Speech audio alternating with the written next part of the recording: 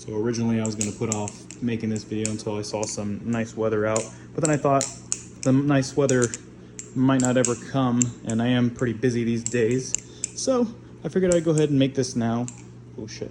So this is a video about the choker fan. This was a request by somebody, not really a request, but more so they kind of came to me and basically said, hey, you know, I noticed that on the Squid Industries tutorial for the choker fan, they have different amounts of rotations than you do.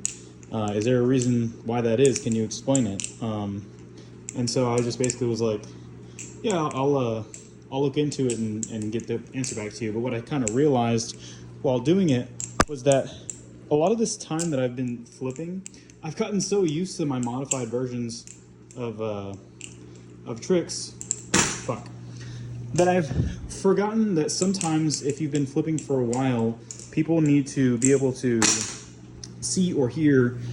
This is why I never get invited for like toss arounds or like, you know, what's it called, where they try out the different valleys and stuff like that, and they recommend them to different people. But anyways, yeah, so getting back on track of what I was talking about. So sometimes certain tricks, you'll do them a certain way and you'll kind of get in your way about doing it your way, and you don't really look at like the broader context of like how people are doing it or what's the original way to do the trick. Like a great example is this. Like when you're first learning the shortstop, a lot of people will tell you to start in this position here with the bite handle here and then just rev it up like that. And that's okay, you know, that's a decent way to learn the trick. Not really the best, but it is something to consider. It is one way that you can do it, so that's something that you can practice. But once you start flipping like more normally, you're never going to get into the shortstop position like that. You're most likely going to get into it from here. And that position is basically where you roll it over. You can do it here, or you could even finish behind the 8-ball, finish here, or you could do any myriad of ways that you can finish it off. And basically you end up in that position here like that, and then you roll the trick up from there. And so you don't ever really think about doing the trick from this position here, from the bottom. And so consequentially, like I'm a little bit worse at it, to be honest with you, rolling it up from there like that. And that's just kind of how a lot of things go. Same thing with like a thumb rollover. Like the first time you ever learn a thumb rollover, you learn to do it in this little pen grip like this and roll it over like that, which is fine. But you'll never really do that when you're flipping. Like let's say you get this out of your pocket, you're not going to be like, check me out. Unless you do. If you do, that's fine. But for me personally, I don't do that. What I do is usually flip it out, roll it around, and then do it that way. So there's all types of ways that you roll it around your thumb, but it's not really ever like a thing you think about where you're like, oh, okay, I got to do it this way, because most people don't ever do the tricks in that type of fashion. They do them in their own way. And this has been a really long intro, so I'm going to get into the thing because somebody said holy yap the other day and it hurt my feelings and made me want to jump off a bridge. So starting the video, basically what I'm saying is, either way we about to slide. The choker fan is the same sort of situation. This is more of a theory video than anything. If you want the tutorial, go look at my tutorial because I already have it up. But in the Squid Industries video, what they do is they'll roll the choker out and then it'll come up into the pointer finger. So you'll be in these, you'll be in these two fingers right here. So essentially he rolls it up and then he finishes it off with these two fingers. And that is a way that you can do the choker. Like an example would be like here. Yeah, that would be an example. But so I have trouble with it because there it is. I kind of can get it, but I have to really lock in. There it is. And you can kind of get into whatever. Sometimes you can use it to get into the grip for the behind the 8-ball, like that. So that last rollover where you have you're in this position right here, and you can roll it around like that. Like if you know that rollover, you can finish your choker fan with the finger, and then you end up here.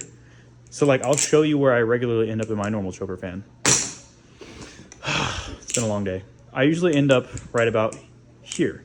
And the reason why is because when I'm with these two fingers, I can position it exactly where I want it. So let's say, for example, I'm going for a throw of the scissor. So if I come here, I'll stop it right there. I hold it with these two fingers. I transition to these two. And then I have a really good grip for throwing an aerial. And it could be any type of aerial. That aerial, this aerial. See? So that's kind of like something that I can do. But if I go all the way into the pointer finger, now if I want to throw an aerial, I have to do it in a different type of way. Because you'll notice whenever, I think Jelly is the guy that does them. Anyways, when he does his tutorial, he finishes here, and then he kind of does like a modified roll around to here, and that's how he finishes it off, at least in the slow motion in the beginning of the video. And I'll link that right here right now so you can see it right now. See me right out of the sunset on you. Okay, so you saw it, and you saw kind of how he was doing it. Now I'll show you a slow motion video of how I do mine right here. See me right out of the sunset on your color TV screen. I'm for all that I can get. Now that you've seen that, you can kind of understand that there's a little bit of a difference in the way that we roll them out. And if you watch it in slow motion, the biggest difference is that extra rotation. So finishing off the choker fan in different types of ways, Jesus Lord, is going to allow you to emulate different styles and things like that that you prefer or like. If you don't really like my flipping style, which probably that's a lot of you, because I mean Jelly has that iconic kind of flipping style that everybody likes. So I get that, but it is something that is worth note. Like if you want to copy my style or be inspired by my style, Jesus, that is something that you will have to consider, is that my choker fan does not finish all the way. And it's not a modified choker that is super simple. Like for example, sometimes you'll finish the rotation because the choker fan has several rings of rotation. The earlier you finish the rotation, you have access to different types of tricks. I'll show you a video right now of me ending the rotation extremely early for a trick where it's basically like a Z choker, but it's a very small, short-lived Z choker that ends in the choker fan, or starts with the choker fan position. So you'll see that right now.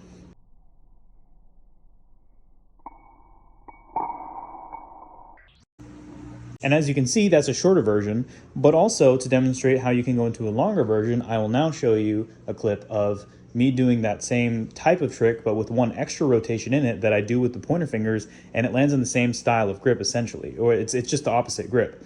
And I'll show that right now.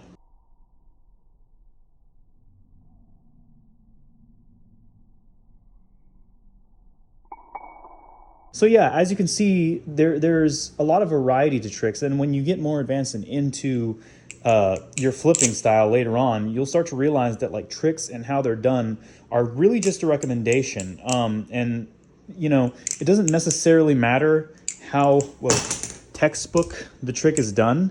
What matters is your style and how you do it specifically, because if you yeah, so it really goes off of your style. It goes off of what you like to do. And now kind of getting into my style, when I end my choker, I always end it in the same off of the two rotations, or not two rotations, but in between these fingers at the max that these fingers can rotate it, because you have a couple of rotations that the thumb does, and it goes into these fingers.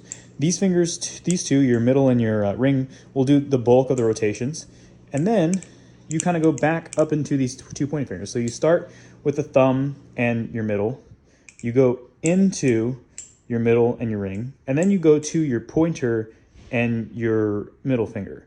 And so that's kind of like the full rotation of how things go.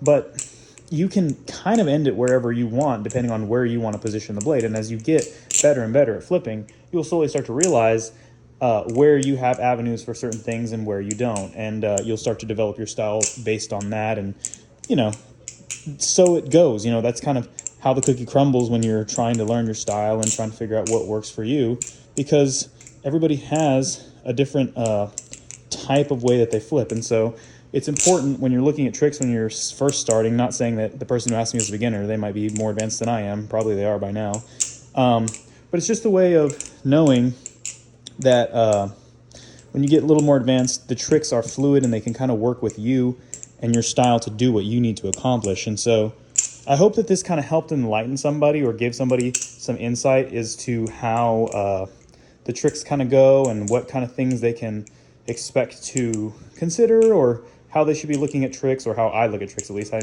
can't tell you how you should be looking at tricks, but yeah, hope that helped. I'll try to hit something. I've been trying to do this, roll back, around the thumb, one double around the finger, and scissor.